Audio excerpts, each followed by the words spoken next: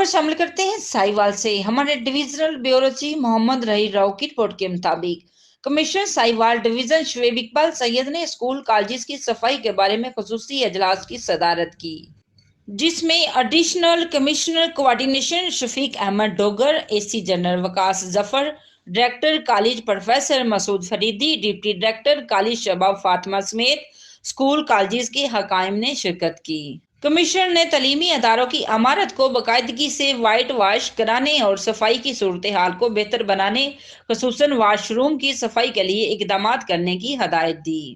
اس موقع پر additional commissioner coordination شفیق احمد ڈوگر نے education centres میں سہولیات کی فراہمی کے لیے معاونات کی مکمل یقین دہانی کرائی۔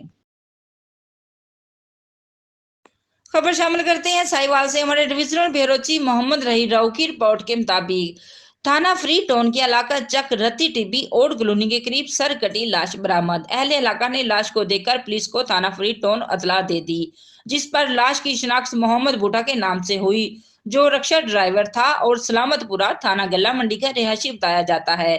محمد بھوٹا رکشا ڈرائیور تھا، مگر موقع سے رکشا برآمد نہ ہوا اور مقتول محمد بھوٹا کو فائر کر کے سر پر وار کیے گئے، جس سے آدھی گردن دھڑ سے الگ ہو گئی۔